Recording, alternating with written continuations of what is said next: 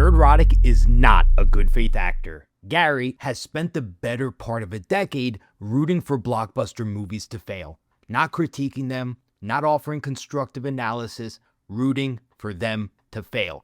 Gary is the guy who shows up to a wedding hoping the bride trips, and if she doesn't, he edits the footage until it looks like she did. This man does not want good movies. He wants bad movies. He wants disasters. He wants Hollywood to burn to the ground because his entire business model depends on it. Nerdrotic is the ambulance chaser of YouTube film commentary. No crash, no content. No controversy, no coins. He has made a career out of rooting for failure the same way Skip Bayless made a career out of hating LeBron.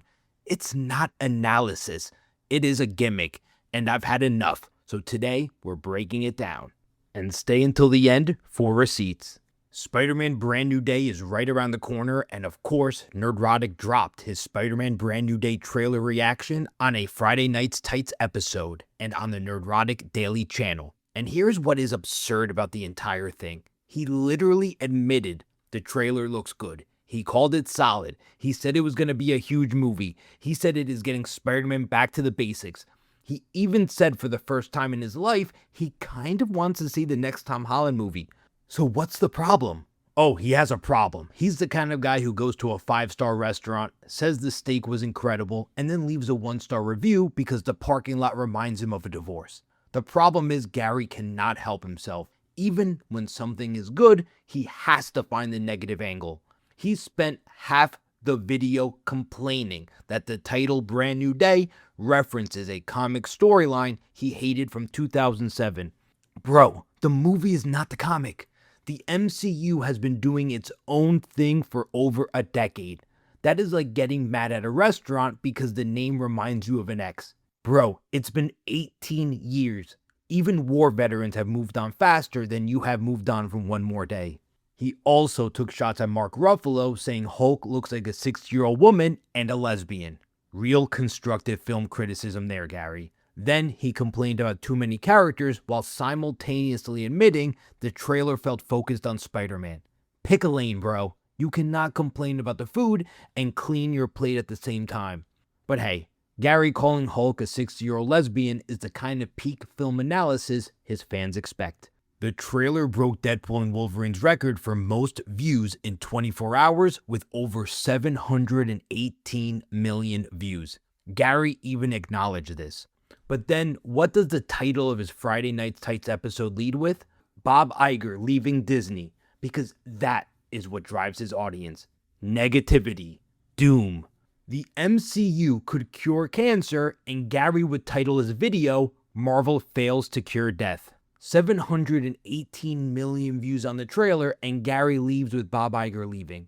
That's like covering the moon landing and opening with the weather in Tulsa. Read the room, Gary. The room has 718 million people in it. And this is where the disconnect with reality gets insane. While Gary is out here declaring Daredevil Born Again a disaster, Season 2 is sitting in the mid-90s with critics and essentially the same with audiences. That means people who do this for a living and regular fans at home are actually agreeing for once. Daredevil Born Again Season 2 is awesome. So when Gary calls it a failure, he's not seeing through the hype. He's arguing with reality. The show is working. The numbers are there. The only thing collapsing is his narrative, not Matt Murdock's comeback. I'm not the only one to have noticed that Nerdrotic has been crashing out a lot recently. Other creators have noticed it too. YMS literally put out a video titled Proof That Nerdrotic Lied, where he catches Gary misrepresenting an interview with a Star Wars showrunner. Gary claimed she was asked what her favorite Star Wars movie was and could not answer the question. YMS plays the actual clip. Yes, she was asked a question, but she did answer directly. Gary just edited the context to make her look bad. That is not a difference of opinion. That is lying. And YMS proved it on camera. Did Nerdrotic issue a retraction? A remark about how he messed up and he'll do better next time? Well, I searched for it large and wide and I couldn't find anything. Not a surprise since grifters grift. It's what they do. But here's the part that should really make you think. In January 2026, TheQuartering, one of Gary's own longtime allies in the anti-woke space and a regular on Friday Night Tights, went on his live stream and said, and I quote, "The culture war is dead." He pulled up analytics for Nerdrotic, Geeks and Gamers, and YellowFlash and called them mid-tier culture war channels and then said they're all dead.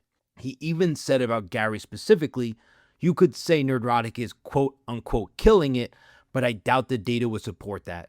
Those are direct quotes. That is not me saying it. That is one of his own boys putting him on blast, pointing out figures such as, despite Nerdrotic getting millions of views last year, he only amassed about 50,000 subscribers.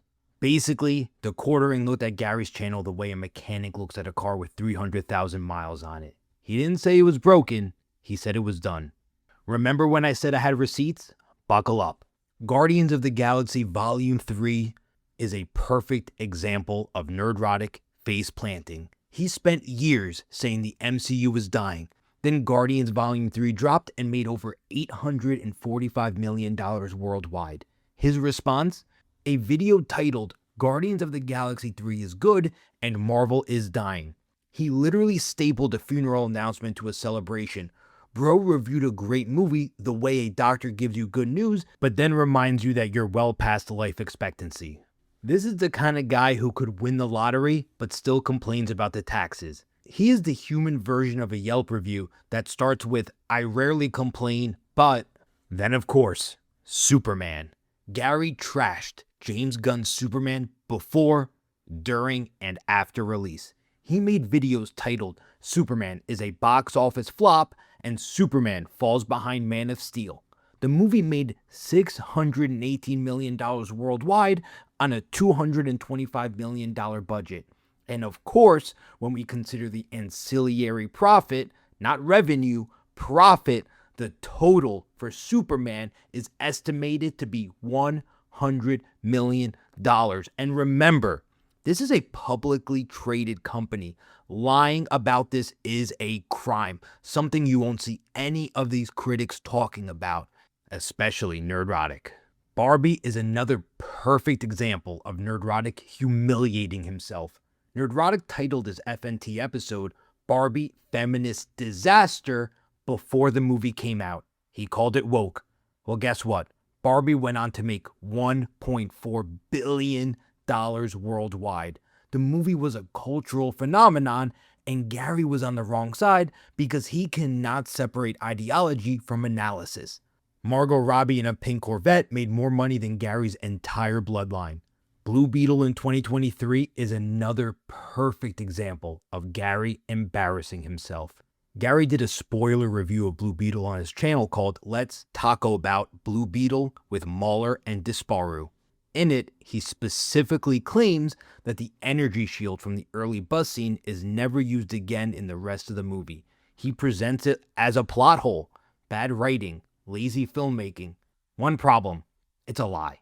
YouTube Pillar of Garbage released a video called Let's Taco About Nerdrotic, where he plays Gary's exact claim and then shows multiple later scenes from the actual film where Blue Beetle repeatedly used the same energy shield in action sequences. It's not a matter of interpretation. It is not a difference of opinion.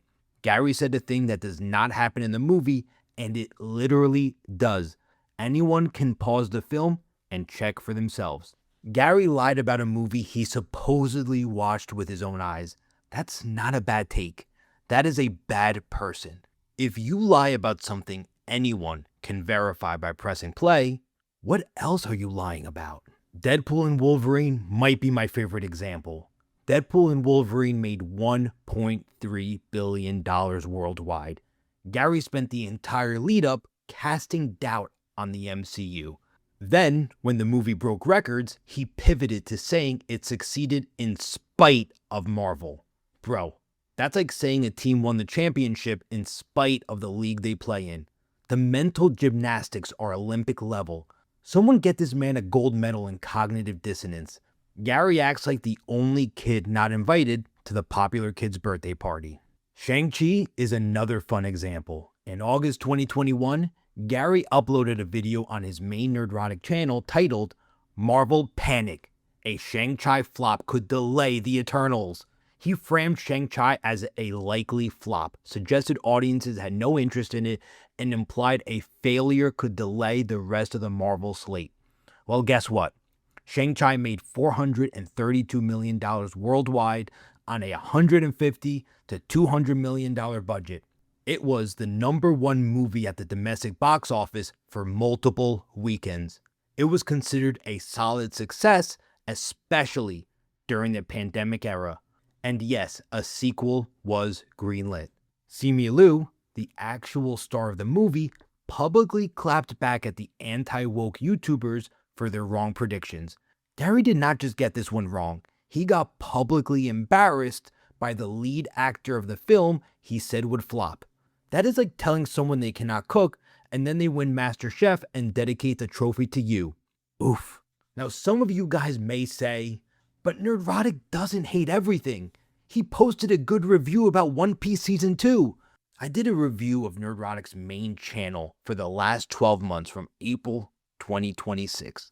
And I found 92% of videos when speaking about movies and TV shows were negative.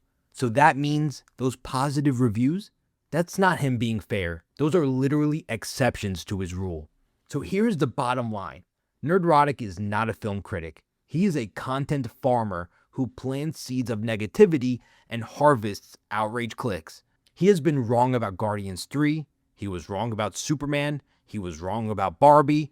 He was wrong about Deadpool and Wolverine. He was wrong about Shang-Chi. And now he's trying to find a way to be negative about Spider-Man Brand New Day and Daredevil Born Again. Gary, if you're watching this, I'm not saying you can't have opinions. I'm saying your opinions have a pattern. And the pattern is negativity regardless of quality. That is not analysis. That is a brand. And your brand is crashing out. You are one bad take away from being the Alex Jones of comic book movies. Except Alex Jones at least had the decency to sell supplements. You just sell disappointment. If you made it this far, drop a comment. Let me know if you're tired of the negative farming too. Like and subscribe. It truly helps the channel. Thanks for watching.